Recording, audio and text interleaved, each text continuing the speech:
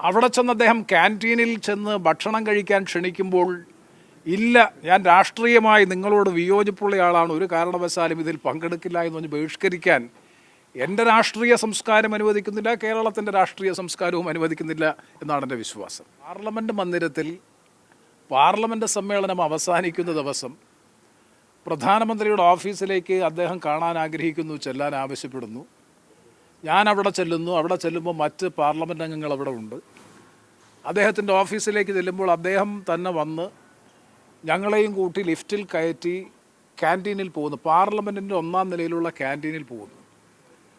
ഞാൻ പാർലമെൻറ്റ് ക്യാൻറ്റീനിൽ ആദ്യമായിട്ടാണ് വരുന്നത്. ഇന്ന് ഉച്ചഭക്ഷണം ഇവിടെ നിന്നാകാമെന്ന് കരുതി, നിങ്ങളെയും കൂട്ടാമെന്ന് കരുതി അങ്ങനെയാണ് വന്നത്, മറ്റൊരു കാര്യവുമില്ല എന്ന് പറയുമ്പോഴാണ് ഈ കാര്യം അറിയുന്നത്. രാജ്യത്തിൻ്റെ പ്രധാനമന്ത്രി പാർലമെൻറ്റ് സമ്മേളനം നടക്കുന്നതിനിടയിൽ പാർലമെൻറ്റ് മന്ദിരത്തിൽ ഓഫീസിൽ വെച്ച് കാണാൻ ആഗ്രഹിക്കുന്നു എന്ന് പറയുമ്പോൾ ഒരു MP എന്ന നിലയിൽ, പാർലമെൻറ്റ് അംഗം എന്ന നിലയിൽ പോകാതിരിക്കാൻ കഴിയുമോ? അവിടെ ചെന്ന് അദ്ദേഹം ക്യാൻറ്റീനിൽ ചെന്ന് ഭക്ഷണം കഴിക്കാൻ ക്ഷണിക്കുമ്പോൾ ഇല്ല, ഞാൻ രാഷ്ട്രീയമായി നിങ്ങളോട് വിയോജിപ്പുള്ള ആളാണ്, ഒരു കാരണവശാലും ഇതിൽ പങ്കെടുക്കില്ല എന്ന് പറഞ്ഞ് ബഹിഷ്കരിക്കാൻ എൻ്റെ രാഷ്ട്രീയ സംസ്കാരം അനുവദിക്കുന്നില്ല, കേരളത്തിൻ്റെ രാഷ്ട്രീയ സംസ്കാരവും അനുവദിക്കുന്നില്ല എന്നാണ് എൻ്റെ വിശ്വാസം. അവിടെ പരസ്യമായിട്ടാണ് പാർലമെൻറ്റിൻ്റെ ക്യാൻറ്റീനിൽ, 1-ാം നിലയിലുള്ള ക്യാൻറ്റീനിൽ അപ്പുറത്തും ഇപ്പുറത്തും ഒക്കെ മറ്റു നിരവധി പാർലമെൻറ്റ് അംഗങ്ങളുണ്ട്. അവിടെ കാര്യങ്ങൾ നടക്കുന്നുണ്ട്. പരസ്യമായി നടത്തിയ ഒരു സൗഹൃദ സംഭാഷണം അല്ലെങ്കിൽ സൗഹൃദ വിരുന്ന് എന്ന് തന്നെ വേണമെങ്കിൽ വിശേഷിപ്പിക്കാം. അദ്ദേഹം എന്ത് മാനദണ്ഡത്തിൻ്റെ അടിസ്ഥാനത്തിലാണ് അവരെ ക്ഷണിച്ചതെന്നതിനെ സംബന്ധിച്ച് എനിക്കറിയില്ല. അവിടെ വന്നതിൽ മിക്കവാറും പാർലമെൻറ്റിൽ നന്നായി പെർഫോം ചെയ്യുന്നവരാണ്. പാർലമെൻ്ററി പ്രവർത്തന രംഗത്ത് അവാർഡുകൾ ലഭിച്ചിട്ടുള്ള പേരാണ് മിക്കവാറും അതിൽ പങ്കെടുത്തിട്ടുള്ള ആൾക്കാരെല്ലാം. അപ്പോൾ അതിനെ വിവാദവൽക്കരിച്ച് രാഷ്ട്രീയമായ മുതലെടുപ്പ് നടത്താൻ വേണ്ടിയിട്ടുള്ള നീക്കമാണ് CPM നടത്തുന്നത്. അത് തീർച്ചയായിട്ടും കേരളത്തിലെ ജനങ്ങൾ പൊതുവെയും കൊല്ലത്തെ ജനങ്ങൾ പ്രത്യേകിച്ചും തിരിച്ചറിയും. ഇനി വളരെ രസകരമായിട്ടുള്ള സംഭവം, ഞാൻ BJPയിലേക്ക് പോകുന്നു, ഞാനിതാ മുന്നണി മാറാൻ പോകുന്നു, രാഷ്ട്രീയം മാറാൻ പോകുന്നു, അതിൻ്റെ തുടക്കമാണ് ഇതെന്നുള്ള നിലയിലാണ് വ്യാപകമായി സമൂഹ മാധ്യമങ്ങളിൽ ഫേക്ക് വീഡിയോകൾ പ്രചരിപ്പിച്ചുകൊണ്ടിരിക്കുകയാണ്.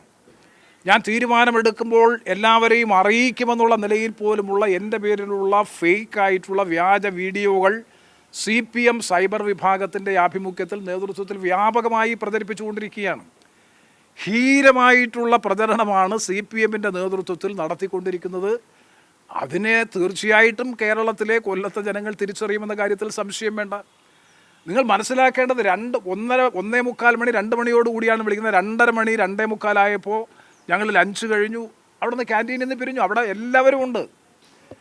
ക്യാൻറ്റീൻ 5:30 മണിക്കാണ് കേന്ദ്ര ഗവൺമെൻറ്, നരേന്ദ്രമോദി ഗവൺമെൻറ്റിൻ്റെ ധവളപത്രം പാർലമെൻറ്റിൽ അവതരിപ്പിച്ചതിന്മേലുള്ള ചർച്ച. ആ ധവളപത്രത്തിനെതിരായിട്ടുള്ള നിരാകരണ പ്രമേയം അല്ലെങ്കിൽ ബദൽ പ്രമേയം അവതരിപ്പിച്ചുകൊണ്ട് 20 മിനിറ്റ് ഞാൻ പാർലമെൻറ്റിൽ സംസാരിച്ചു. ഈ ലഞ്ച് കഴിഞ്ഞതിന് ശേഷം 2:30 മണിക്ക് ലഞ്ച് കഴിഞ്ഞതിന് ശേഷം 5:30 മണിയോടുകൂടി 3 മണിക്കൂർ കഴിയുമ്പോൾ പാർലമെൻറ്റിൽ 20 മിനിറ്റ് നരേന്ദ്രമോദി ഗവൺമെൻറ്റിനെ നഖശികാന്തം വിമർശിച്ചുകൊണ്ടും UPA ഗവൺമെൻറ്റിൻ്റെ പെർഫോമൻസിനെ പ്രകീർത്തിച്ചുകൊണ്ടും സംസാരിച്ചു. അപ്പോൾ അതിനെ ഉൾക്കൊള്ളാൻ അല്ലെങ്കിൽ അതിനെ കാണാനല്ല, അവിചാരിതമായി പ്രധാനമന്ത്രി വിളിച്ച ഒരു സൗഹൃദ വിരുന്നിൽ, അതും പാർലമെൻറ്റ് മന്ദിരത്തിൽ വെച്ച് പരസ്യമായി എല്ലാവരും കാണെ നടത്തിയ ഒരു സൗഹൃദ വിരുന്നിൽ പങ്കെടുത്തു, അദ്ദേഹവുമായി സൗഹൃദം പങ്കിട്ടു എന്നുള്ളത് ഒരു മാരകമായ കുറ്റമായി ചിത്രീകരിക്കാനും വിവാദവൽക്കരിക്കാനുമുള്ള CPMൻ്റെ നീക്കത്തെ നല്ലതുപോലെ തിരിച്ചറിയും. എന്നെ അറിയുന്നവർക്ക് നല്ല ബോധ്യമുണ്ട്. ഞാൻ 1988 RSPയുടെ പ്രതിനിധിയായി പഞ്ചായത്ത് തെരഞ്ഞെടുപ്പിൽ മത്സരിച്ച് പൊതുപ്രവർത്തന രംഗത്ത്, പാർലമെൻ്ററി രംഗത്ത് പ്രവർത്തനം ആരംഭിച്ചയാളാണ്.